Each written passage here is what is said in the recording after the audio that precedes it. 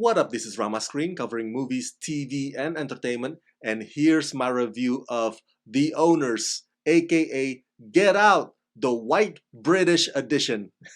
Hey, before you watch my review, please subscribe to my channel, press that like button, and ring that bell so you can get notified whenever I post new videos. And if you would like to help support this channel, please do so at patreon.com/ramascreen. That's patreon.com/ramascreen. Let's rock this. Obviously, I was somewhat joking when I mentioned the Get Out comparison earlier, but you know what? I would not be surprised if that is also what audiences somewhat jokingly think of as they watch this movie. The Owners is a home invasion story that quickly turns into a hostage situation / survival mode. It's maniacal. It's disturbing.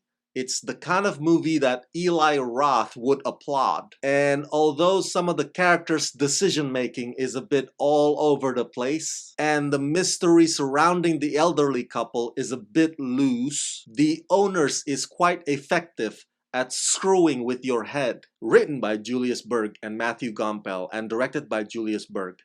In The Owners, a group of friends think they found the perfect easy score, an empty rich house with a safe full of cash in the basement.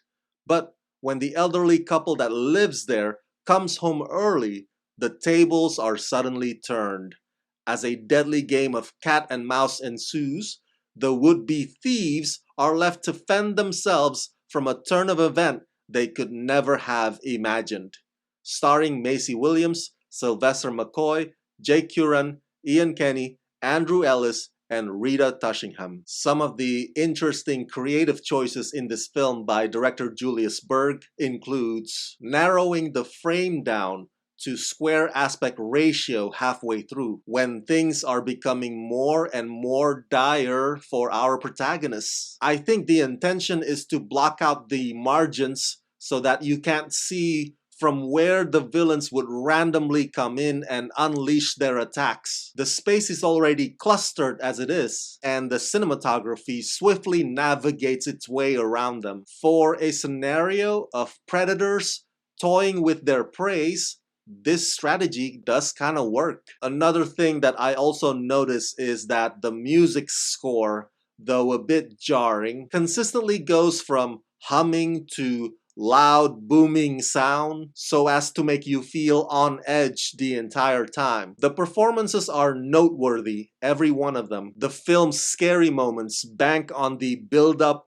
and the confrontations, and as I implied earlier, some of the things that transpire do come across as the characters winging it as they go, very disorganized, but it does add to the unpredictability of the overall situation. You recently saw Maisie Williams trying out some LGBTQ romance on the New Mutants. Well, the Maisie Williams in The Owners movie explicitly wants you to forget that she was ever a young Arya Stark. In fact, this is probably the most daring grown-up role that Maisie has ever taken on so far. On top of that, she tremendously maintains her looking absolutely terrified. As for the elderly couple, one of whom is the great Sylvester McCoy.